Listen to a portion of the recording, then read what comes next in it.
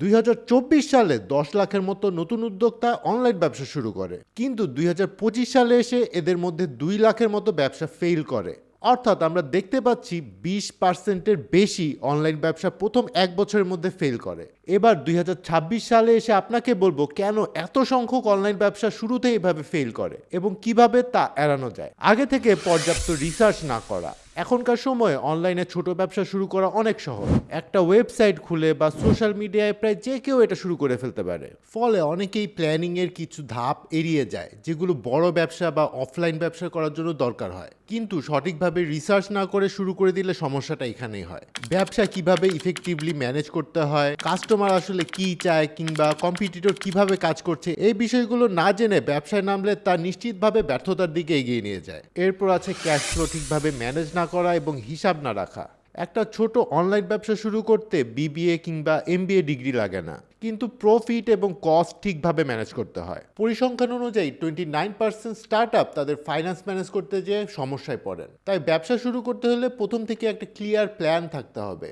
ধরুন আপনার একটা অনলাইন স্টোর আছে যেখানে প্রতি সপ্তাহে কয়েক হাজার টাকার সেল আসে। বাইরে থেকে দেখলে মনে হতে পারে ব্যবসা ভালোই চলছে, কিন্তু আপনি যদি এটা না জানেন যে আপনার মোট অপারেটিং কস্ট কত, তাহলে খুব দ্রুতই আপনার ক্যাশ শেষ হয়ে যাবে। আরেকটা বড় সমস্যা হলো অনেকে তাদের প্রফিট মার্জিন ঠিকভাবে হিসাব করেন না। প্রমোশন বা ডিসকাউন্ট চালানোর সময় কত খরচ হচ্ছে সেটাও ঠিকমতো ট্র্যাক করেন না। এর ফলে অনেক সময় প্রোডাক্টের দাম এত কম রাখা হয় যে এটা লং টার্মে টিকে থাকতে পারে না। তারপর আপনি যদি যথেষ্ট কম্পিটিটিভ না হন, অনেক স্টার্ট আপ ব্যর্থ হয় কারণ তারা কম্পিটিশনের জন্য ঠিকভাবে প্রস্তুত থাকে না। আপনি যদি প্রতিযোগীদের হারাতে নাও পারেন, তাদের সাথে কম্পিটিশনে তো অন্তত টিকে থাকতে হবে। তাই শুরুতে ভালোভাবে কম্পিটিটর অ্যানালাইসিস করা খুব জরুরি, কারণ বাজারে টিকে থাকতে হলে আপনার কম্পিটিটরদের স্ট্রেংথ এবং উইকনেস সম্পর্কে পরিষ্কার ধারণা থাকা দরকার।